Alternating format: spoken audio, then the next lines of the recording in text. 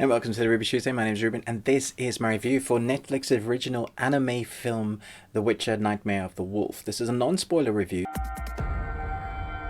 So let me know down in the comments below, who is your favorite character in the Witcher universe? The Witcher: Nightmare of the Wolf has us looking at Vesemir's character's past, how he came to be who he's going to be, or is. But is this anime any good? Let's find out.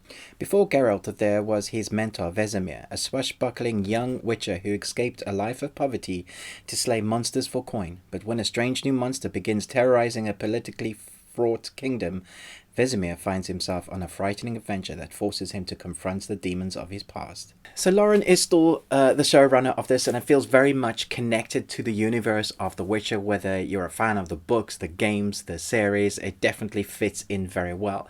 Vesemir is a character, if you're a fan of the books or the games, you probably wanted to know more about his past. And this definitely showcases a massive, shining, very dark light at what happens to a young boy who becomes a witcher. And you see the trials, so if you know anything about the Witcher lore, you'll know that they have to go through these trials to become a witcher and what that entails slightly, but it kind of goes more into that. You get to see what the stakes are, and it's massive. So we have this massive like building up of a backstory for a Vesemir character who is something that we wanted to know about, but also on the other hand is the backstory for this animated film or anime film. At the same time, we have the major arc, which is basically Vesemir, who is this witcher in his adult form, but younger than we know him. So we're on this journey with Vesemir, and I'm doing a lot of hand gestures because I'm very excited to talk about this and not try and give away my score right at the beginning. But by my smile, you might have guessed what I thought about this anime movie. Vesemir, he's fantastically knows who he is in this film. He is the witcher who does jobs for gold, and he tries not to involve himself in the political world that has always been a part of the Witcher. He will do jobs and he'll try and turn a blind eye to other things that go on, except sometimes your past catches up with you, and that's basically this story. Something with his own world, with the Witcher world, is awry, that's going to infect his world, that where he lives now, and his past. And we have these kind of stories mixing. It's very cleverly edited as we get to see the mixtures of the past and the future kind of reflecting each other. So we have his past self and his future self, or his present self, kind of hitting heads, because obviously our past defines us sometimes, and the witcher's world is very much part in their brain because of the trials that they have to go through. So many don't survive these trials. We have Vesemir, who is built up fantastically, voiced amazingly. The whole voice cast is fantastic in this.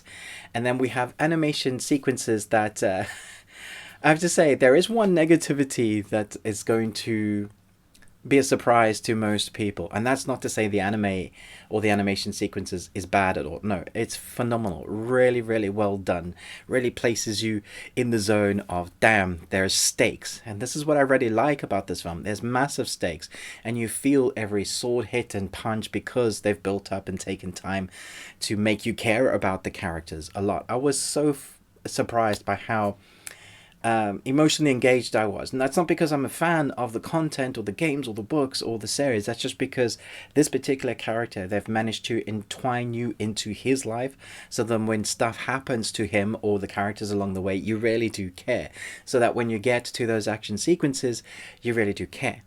Anyway, back to the animation of the whole film. I think this is going to do something that people weren't expecting. The bar has been set really high. So now when we get to the second season, people will be like, yeah, but I've seen the anime. And you can't do what you can do with animation or anime. You cannot do it in live action.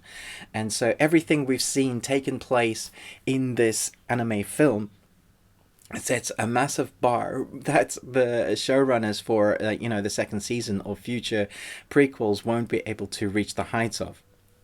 So bearing that in mind, I thought this was phenomenal. You get to see everything that you want to see as a fan or in a fantastical element film. There are monsters that you would have expected to see, but also different variants of them, which was so fun to see how they've animated them. And it's a crescendo film. It builds and builds. It starts off with a fantastic opening fight sequences that has you sitting forward on your seat. The blood and guts, blood, is everywhere, exactly like you expected. They don't shy away from what it makes The Witcher The Witcher. You have the language, the politics, the sex, the blood, the guts. That is rife. You know, if you're thinking Game of Thrones, you'd be along the right lines, although just think Witcher if you've not seen any of that yet. It definitely made us want to go and watch more Witcher. In fact, once we'd finished watching the anime film, we switched off and watched the first episode of the Witcher season again. And it actually helped us because having gone with that kind of background story so vibrantly in our mind, having us so connected emotionally to Vesemir, now seeing Geralt, we were much more invested in the story and the character. That's not to say I didn't enjoy the season the first time, but I was amazed at how much more I enjoyed episode 1 of The Witcher. So that gives you an idea. It's like a launching pad anime into the world of The Witcher. So if you haven't watched anything of The Witcher before and you love anime, or you've been thinking about trying to get into it, this is actually a really great place to start. It's fantastic to kind of give you a background story of what the Witchers are, the type of things that make them tick, the world. It's very close to the heart of the books, I feel. The showcasing of the world with the art style has been lovingly created so that scenes, if you're a fan of locations that you wanted to see, you'll be happy with and love what they've done with them, and maybe even more impressed with how your mind met up with the expectations, but also they managed to do something slightly different. And then there's the score, which is just epic. I think I commented 3 or 4 times while watching the anime film, this is great. It really does what it needs to. Furthering the plot of the story of the arc, heightening those moods, those action sequences, but also really creating this tone and this vibrancy, this dark story. And it just gets darker along the way, and there's a sadness of like foreboding sadness that follows you throughout the film. It's not a happy film, it's not a happy story, so don't feel like you're going to come out of this anime going, oh, that was nice. It might be one of those who like, can I watch an episode of The Simpsons or some sort of comedy film that you like watching, because this might need something to allow your brain to stew and realize what you've just watched, but also you may need something to lift your mood. That's not to say it isn't exciting and full of adventure, but it is a tragic story. And if you follow any of the Witcher's stories, you know that the story is always tragic. The world that they live in is broken. And so they managed to create that world within the space of one film and also endear you to the characters that you are watching. It's a very cleverly crafted anime film, and I feel like anime lovers are going to love this. I feel like the fans of The Witcher are going to love this. And then if you're just coming into it to watch a film, a story, regardless of what kind of genre or platform it's on, I think you're going to love this. My wife watched this with me.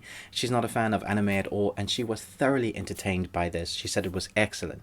So it gives you an idea.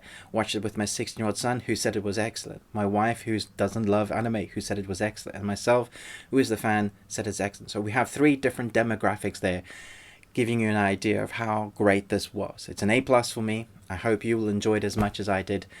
Looking forward to your comments. Let me know your favorite moments when you watch the film and your favorite character in this. Thanks so much for watching, but most of all, until next time, remember, live long and Tuesday.